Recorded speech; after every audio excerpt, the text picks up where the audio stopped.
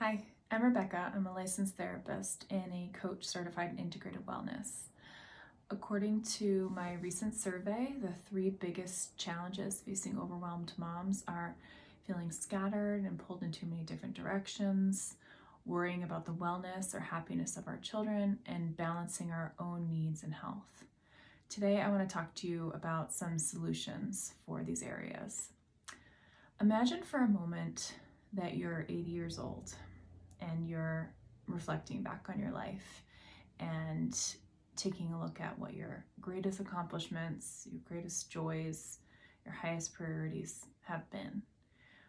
What are those things going to be? Are they going to be your family, your relationships, the quality time you spent? Is it going to be your health and how good you felt? Is it going to be your purpose, your passions, your adventures, your joys? What are going to be the absolute highest priorities in your life? And what is not going to be on that list? Things like how clean your house was, or which social circles you kept up with, or how expensive your car, your home, or any of those things were. Let this guide you in establishing your highest priorities and shifting your life to live more intentionally. The next step is simplifying the rest. So this can be huge things to simplify. This could be a shift in your career or how you spend your days week to week. It could be something like shifting your home. My family, after owning our first home for 7 years, ended up selling it. And we lived above our business in a small apartment for 4.5 years. And this completely simplified our lives. It allowed us to be home with our children during the pandemic. It allowed us to balance our time, our career and life balance. And it was the best possible thing for us at that moment. We now live in a separate home, but I'm so glad that we simplified at that place and time. And this can also be small things that we simplify. So it could be, what could you do less of? What could you delegate? What could you opt out of? Maybe it's cleaning less often, or attending less birthday parties, or changing your cooking schedule, or not sending thank you notes, doing a text that's more personal instead, or just creating systems for all sorts of different things that can make your day-to-day life more simple. But simplifying allows us to focus on our priorities. We get so caught up in these everyday tasks that we feel like we don't have enough time for all the things that we really want to be doing. But in reality, time is not running out. Time just keeps going. And there will always be time to fold the laundry and run the errands and all the things that we get caught up doing. But we want to use our time now for the most important things like our health and our self-care, things like our quality time with our family and our friends, focusing on our passions and all of that. And all the other things will fall into place. They will happen with certain systems. I know this is very abstract right now and hard to understand, but there's a couple different strategies that I like to implement in order to get these things to flow in the right direction. One of them is mini habits. A mini habit is something tiny, minute that you change and try to do every single day or as often as possible to start to build a habit. So for instance, if you wanted to get some daily movement every day, then you might say, I'm going to start with just 3 minutes of stretching every single day. And that's small and it's doable even on your hardest, worst days. And if you do the 3 minutes, great. It's a success. You're building a habit. It's wonderful. But often what happens is we start that one thing and we end up doing bonus reps, because once we're already on the ground doing the stretching, you may as well do it for 20 minutes, right? Or you may as well do some squats or an actual yoga routine for 30 minutes.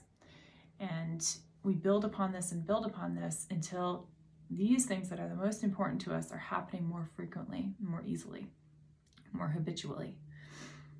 And then the other concept to have in your mind is the 80-20 principle. And what this means is 20% of our output leads to 80% of the results. So this could be anything. 20% of our healthy habits lead to 80% of our overall health. It can be 20% of the relationships in our lives lead to 80% of our happiness. But essentially, focusing in on what is that 20%? What are those relationships that are the most valuable to us? What are the health things that make the biggest difference?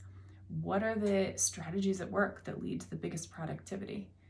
And if we can hone in on what that 20% is, we can dramatically change our output, dramatically change our happiness and our health and everything. And what you'll find is that living more intentionally makes us better mothers. With that in mind, let me talk to you for a moment about mother's guilt. The mere fact that we are worried about the health and the happiness of our children means that we are already great mothers. It means that we're already doing more than enough to keep our kids happy and healthy. And just a reminder, our bodies are built to respond in a split second to any kind of threat. We can get from 0 to 10. Staying stuck in anxiety and worrying about the health and happiness and ruminating over that just depletes us and distracts us. Picture that you're walking through the woods and you're surrounded by trees and you're worrying that a tree is going to fall on you. And you're hyper vigilant in that moment. And so you're looking this way and looking that way and seeing where a tree might fall. In reality, you could be looking this way and a tree could be falling over here.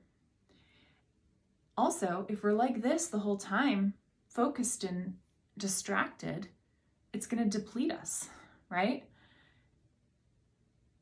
And in actuality, if you heard the little creak of the tree, your body will hear it and respond in a split second. Fight or flight kicks in and we get out of the way.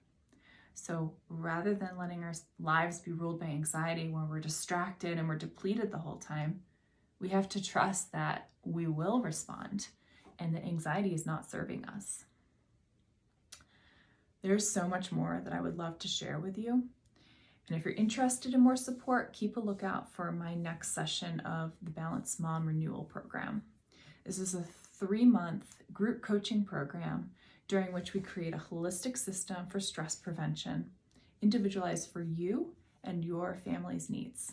We'll take a deep dive into the 5 steps towards serenity: significance, skill building, stamina, sustainability, and simplifying.